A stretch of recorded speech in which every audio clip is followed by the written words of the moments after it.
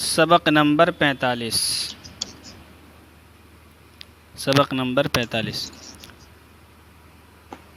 حروف ندا وہ حروف ہیں جو کسی کو متوجہ کرنے کے لیے وضع کیے گئے ہیں۔ حروف ندا وہ حروف ہیں جو کسی کو متوجہ کرنے کے لیے وضع کیے گئے ہیں۔ یہ ادعو فعل کے قائم مقام ہوتے ہیں۔ حروف ندا 5 ہیں: یا، آیا، حیا، اے، حمزہ مفتوحہ۔ فیاض احمد اپنا مائک بند کر لیں۔ پیچھے بات آئی تھی کہ عامل کی 2 قسمیں ہیں: عامل لفظی، عامل معنوی۔ تو عامل لفظی کی تعریف یہ تھی جو لفظوں میں موجود ہو۔ پھر عامل لفظی کی 3 قسمیں تھیں: حروف، افعال، اسماء۔ پھر حروف کی 2 قسمیں تھیں: حروف عاملہ در اسم، حروف عاملہ در فعل، 2 قسمیں تھیں۔ تو یہ حروف عاملہ در اسم کا بیان چل رہا ہے، یعنی ان حروف کا تذکرہ چل رہا ہے جو کہ اسم پر عمل کرتے ہیں۔ ان میں پہلے آیا تھا حروف جر کا تذکرہ کہ حروف جر اسموں پر داخل ہوتے ہیں اور ان کو کسرہ دے دیتے ہیں۔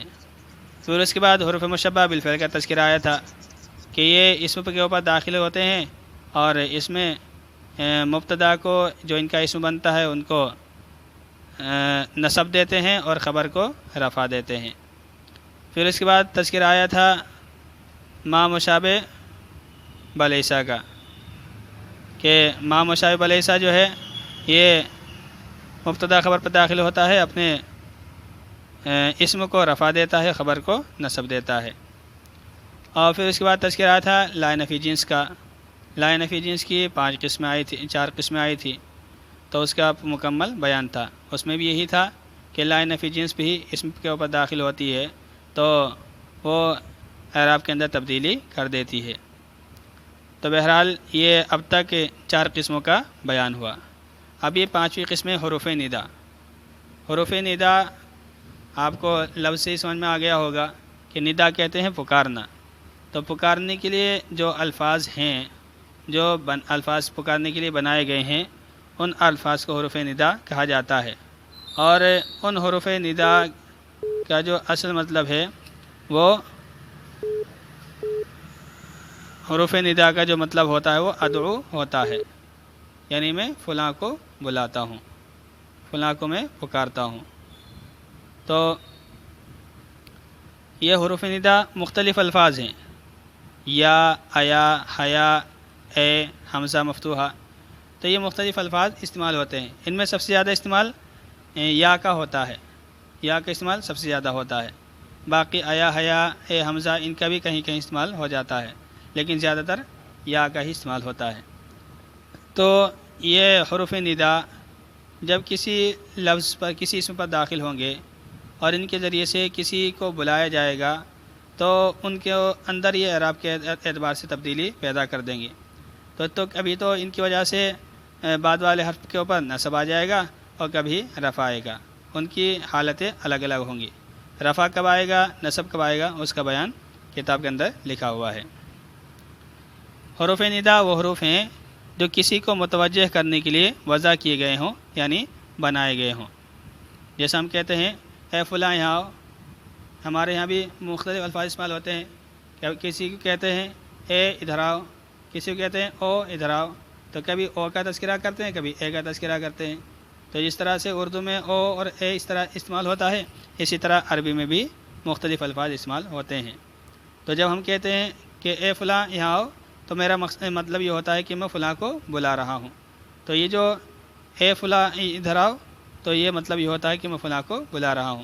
اسی طرح سے جو عربی کے الفاظ ہیں جو حرف ندا کے لیے استعمال ہوتے ہیں، ان کا مقصد بھی ادعو ہوتا ہے کہ میں فلاں کو بلا رہا ہوں۔ یہ ادعو فعل کے قائم مقام ہوتے ہیں۔ حروف ندا 5 ہیں: یا، آیا، حیا، اے، حمزہ مفتوحہ۔ منادا وہ اسم ہے جس کو حرف ندا کے ذریعے متوجہ کیا جائے، جیسے یا زیدو میں زید۔ تو یہ بھی ایک اضافی چیز بتلائی ہے کہ جن الفاظ کے ذریعے سے بلایا جائے گا ان کو حرف ندا کہا جاتا ہے، اور جس کو بلایا جائے گا اسے منادا کہتے ہیں۔ منادا کے معنی آتے ہیں جس کو آواز دی جائے، ندا کے معنی آواز دینا، اور حروف ندا جن حروف کے ذریعے سے ندا یعنی آواز دی جاتی ہے، اور منادا جس کو آواز دی جائے۔ منادا کہتے ہیں جس کو آواز دی جائے، جیسے ہم کہیں یا زیدو، اگر ہم نے زید کو پکار رہے ہیں تو زید منادا ہوگا اور یا حرف ندا ہوگا، یا کے ذریعے بلایا جا رہا ہے اور زید کو بلایا جا رہا ہے۔ حروف ندا منادا کو نصب دیتے ہیں، حروف ندا منادا کو نصب دیتے ہیں۔ اب آئیے اصل بات جس کے لیے باب آیا ہے کہ یہ حروف ندا عامل ہیں اور حروف ہیں، اور یہ حروف اسم میں عمل کرتے ہیں۔ ان کے بعد جو لفظ آتا ہے وہ اسم ہوتا ہے، فعل ان کے بعد نہیں آتا ہے، کیونکہ فعل کو بلایا نہیں جائے گا۔ بلایا تو کسی انسان کو، جانور کو، یا کسی جاندار چیز کو بلایا جائے گا، کسی فعل کو تو نہیں بلایا جائے گا، کسی عارضی چیز کو نہیں بلایا جائے گا۔ تو ان کا اصل اعراب یہ ہے کہ یہ منادا کو نصب دیتے ہیں۔ ان کے بعد جو اعراب جو حرف جو اسم آئے گا اس کے اوپر یہ ان کی وجہ سے زبر لگ جاتا ہے، اور زبر جو ہوتا ہے وہ 3 شکلوں کے ساتھ خاص ہے۔ اگر 3 شکلیں ہوں گی تو زبر لگے گا، اور اگر 3 شکلوں کے علاوہ کوئی چوتھی شکل ہوگی تو اس میں زبر نہیں بلکہ پیش لگے گا۔ کہتے ہیں حروف ندا منادا کو نصب دیتے ہیں، جیسے جب کہ منادا مضاف ہو۔ اگر منادا مضاف ہو تو اس وقت یہ نصب دیں گے، جیسے یا عبداللہ، یا عبداللہ، اے اللہ کے بندے۔ تو یہاں عبداللہ سے مراد عبداللہ نہیں ہے۔ اگر عبداللہ اگر ہم کہیں کسی خاص شخص کا نام اگر لیں تو پھر یہ اضافی ترکیب اس میں نہیں ہوگی، بلکہ وہ ایک ہی نام ہو جائے گا۔ تو یہاں یا عبداللہ سے مراد یہ اللہ کے بندے، یعنی اضافی ترکیب مراد ہے، کوئی خاص بندہ مراد نہیں ہے۔ تو یہ جو یا عبداللہ، یہ اللہ کے بندے، تو یہ جو عبد ہے اصل یہ ہے، عبد کو پکارنا ہے تو عبد منادا ہے۔ تو چونکہ یہ اللہ کی طرف مضاف ہے تو لہٰذا اس کے اوپر نصب لگایا ہے یا عبداللہ۔ اسی طرح سے ہے یا رسول اللہ، یا رسول اللہ، تو لام کے اوپر زبر لگایا ہے، تو یا رسول اللہ کہنا یہ غلط ہے، یا رسول اللہ ہونا چاہیے۔ تو یہ بھی آپ اعراب کی غلطی یاد رکھیں کہ بہت سے لوگ یا رسول اللہ، یا رسول اللہ کہتے ہیں، تو یا رسول اللہ کہنا غلط ہے، یا رسول اللہ کہنا صحیح ہے۔ تو یا عبداللہ، تو اس کے اوپر عبد کے اوپر نصب آیا ہے منادا مضاف ہونے کی وجہ سے۔ یا مشابہ مضاف ہو، جیسے یا طالعاً جبلاً، تو اگر کوئی منادا مشابہ مضاف ہو تو وہ بھی منصوب ہوتا ہے، جیسے یا طالعاً جبلاً، اے پہاڑ کے چڑھنے والے، اے پہاڑ پر چڑھنے والے۔ تو یہ معنی کے اعتبار سے مشابہ مضاف ہے، اگرچہ ظاہری طور پر یہ مضاف مضافلے نہیں ہے، لیکن معنی ان کے مضافلے کے بن رہے ہیں، اے پہاڑ پر چڑھنے والے۔ تو یہ بھی منادا ہے طالعاً اور مشابہ مضاف ہے، لہذا اس کے اوپر بھی نصب آیا ہے۔ یا نکرہ غیر معین ہو، یا نکرہ غیر معین ہو، اگر منادا نکرہ ہے اور کوئی خاص نہیں ہے بلکہ غیر متعین ہے، کوئی غیر متعین ہے جس کو پکارا جا رہا ہے، تو اس صورت میں بھی یہ مکروہ ہوگا۔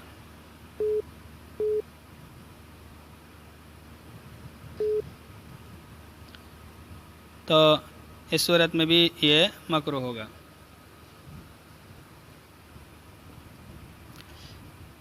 یا جیسے یا رجلاً خذ بیدی، جب کہ اندھا کہے اے مرد میرا ہاتھ پکڑ، یا رجلاً خذ بیدی، جب کہ اندھا کہے اے مرد میرا ہاتھ پکڑ۔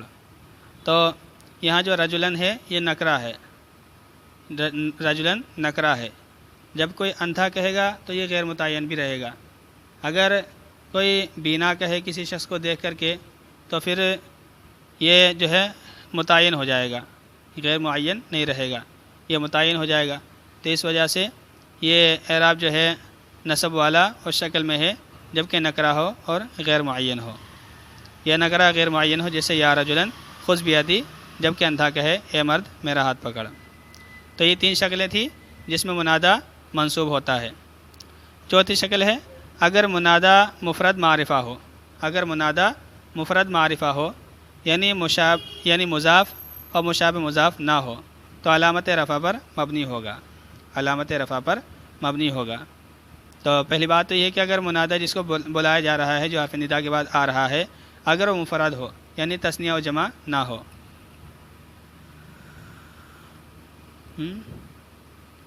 مفرد سے مراد یہ ہے کہ وہ ایک ہی ہو،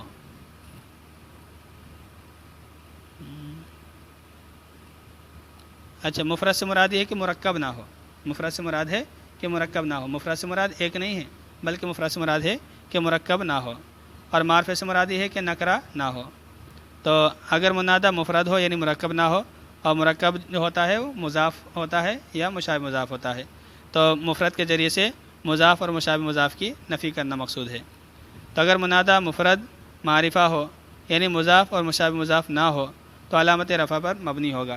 علامت رفع کیا ہیں؟ وہ تین ہیں جن کا تذکرہ نیچے آ رہا ہے۔ پیش یہ بھی علامت رفع ہے، اور تثنیہ میں الف یہ بھی علامت رفع ہے، اسی طرح سے واو جمع میں یہ بھی علامت رفع ہے۔ تو جیسی حالت ہوگی تثنیہ واحد جمع کے اعتبار سے تو علامت رفع بھی اسی کے اعتبار سے آئیں گی۔ جیسے یا زیدو، یا زیدو مفرد ہے اور مفرد میں علامت رفع پیش ہوتی ہے، ضمہ ہوتا ہے، تو اس وجہ سے یا زیدو کے اوپر پیش لائے ہیں۔ اور چونکہ مبنی لفظ انہوں نے بولا کہ مبنی ہوگا تو مبنی کا مطلب یہ ہے کہ تنوین نہیں آئے گی، تو اس وجہ سے یا زیدن نہیں کہا ہے بلکہ یا زیدو کہا گیا ہے۔ اسی طرح یا زیدانی، تو زیدانی تثنیہ ہے اور تثنیہ میں علامت رفع الف ہوتی ہے، علامت رفع الف ہوتی ہے، تو یہاں پر یا زیدانی میں الف جو ہے یہ علامت رفع ہے۔ اسی طرح یا زیدونہ، تو یا زیدونہ میں یہ جمع ہے اور جمع میں علامت رفع پیش ہوتی ہے، واو ہوتی ہے، تو یہاں یا زیدونہ میں واو آیا ہے۔